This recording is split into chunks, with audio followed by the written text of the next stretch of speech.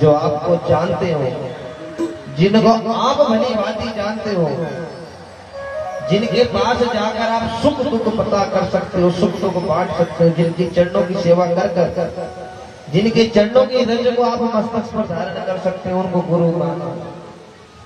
TV में देखकर, photo में देखकर, किसी के सुन सुनाकर कुछ लोग आजकल गुरु बना रहे हैं और नतीजा अपने देवी देवता को छोड़ रहे हैं। बोलो हमने गुरु धारण कर लिया, हम गुरु धारण करने के बाद पूजा नहीं करेंगे। वो अंधकार रूपी जीवन में डूब रहे हैं, अपने पुण्य नष्ट कर रहे हैं। कुछ समय बड़ा आनंद आता है उन लोगों को। क्यों? कि आपने देखा है कि जितनी कमाई हम कर सकते हैं बैंक में सेफ रहती है, और जब हमारा काम नहीं चलता तो हम अपने घर की रोजी रोटी कहां से करते हैं? जो हमारी कमाई होती है उसी खाते में खूब दबा करना तो कुछ है नहीं, बैंक में निकाल रखा हो। ठीक इसी प्रकार है कि जब हम सत्य कर्म करना छोड़ देते उस समय होता क्या है कि हमारे साथ हमारे द्वारा किए गए पुण्य वो तेजी से लगने लगते हैं और कुछ दिन बड़ा आनंद आता है, उसके बाद कटोरा खाली है, डूब जाओगे। इसलिए गुरु जीवन में जरूरी है, लेकिन कौन? जिनको आप जानते हो, जो आपको जानते हो, जिनकी सेवा कर सकते हो, सुख दुख पता कर सकते हो, सुख दुख में बुला सकते हो, जा सकते हो।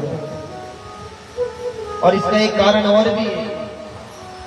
गुरु धारण करने का मतलब ये नहीं कि किसी को आपने गुरु धारण कर लिया तो आप करोड़पति बन जाओगे। जो कर्म कर करा रखे हो रहोगे वही, जो कमाई कर करा रखे हो रहना वही, खाना वही है।